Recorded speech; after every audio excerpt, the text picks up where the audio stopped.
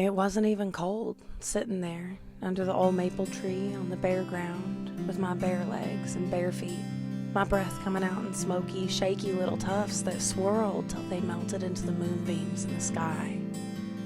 That Oklahoma sun had done a number on most of the snow and ice, but fairies had worked quickly, turning mud and muck into glittering sparkles for the full moon night. I sat there for a long time, listening to the coyotes off in the distance and wondering about things.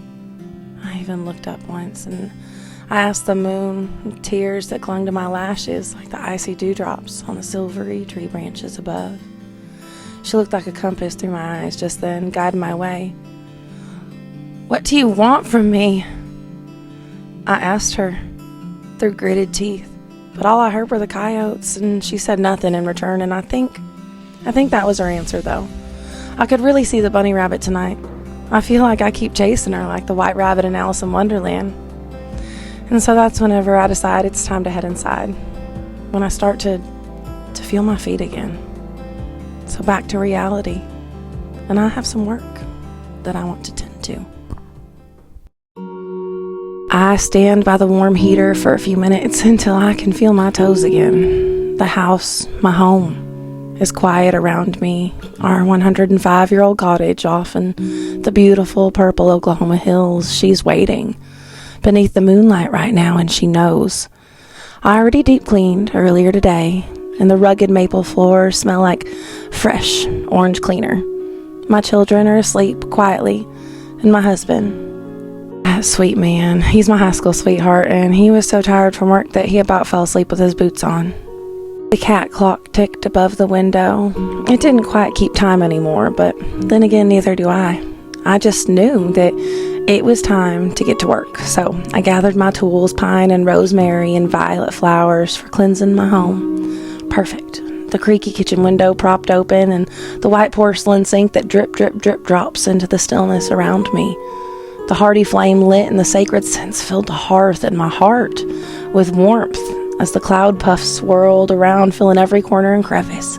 Hungry hounds seeking out the bad vibes and chasing them up and away, out the trees outside and into the dark, dark world again.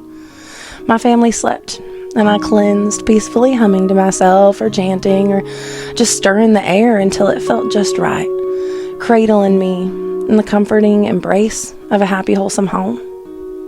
So, time to secure it. When I do this, I am setting an energetic ward on my home, a powerful one. This time I trace every wall, every window, and as I do, so rises my wards. There's a reason my home is covered in vines, and there's a reason that the jasmine still blooms even in the middle of winter. The vines cover my house, my fence, and my family, my pets with their protection. There are thorns around the back hole in the fence. Nothing can get in there. They grow in a canopy between us and my neighbors. They delicately trace around my children's swing set. They root it safely in the ground so that it can't pop up even if they get a little too rambunctious. I water the vines that surround our home with the garden hose in the spring and in the summer and in the fall, and I take good care of them, and I tend to them energetically now like this as I feed them my own life's force. And together we create and cement boundaries and barriers in this home and ancient rites as old as time. The woman of the house, up after all have gone to bed on the full moon night, tending to the home and hearth, locking all the windows and doors, checking on the kids and kissing their forehead with a silent prayer and plea for tomorrow. We are one within these walls. Myself and all of the matriarchs before me who have walked these wooden planks night after night in all the years our home has been here. She stands with me too as we vibe into the night and into the shimmery dragon smoke that protects us both. And I don't know about y'all, but for me as a witch, there's always this insatiable hunger after ritual. You know what I mean? I'm thirsty. I'm hungry like I've just run a marathon. So while the herbs finish their slow burn on the little white kitchen stove, I indulge in the feast part of the evening, standing alone, with my bare feet again on the cold white tile floors this time. The hum of the refrigerator kicks on, and I sit in comfortable solitude. I feel safe, and I feel at home, and I know that the spell is complete When the time comes, I close the little cracked window above the sink and I thank her as I tuck my home in for the night. I thank her for being my coven.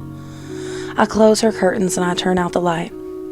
And when I crawl into bed, my feet still have some dirt on them from dancing in the snow, and my hair smells like incense, and I smile into the inky black air. My curtains open and the moonlight fills the room, and so does my husband snoring. He's such a good guy, and he tries so hard for me. I lay down beside him, and the bed creaks, and he pulls me into his strong arms. His rough beard kisses my head. His voice, gravelly from sleep, murmurs sweet nothings in my ear. And I fall asleep right there, just like magic.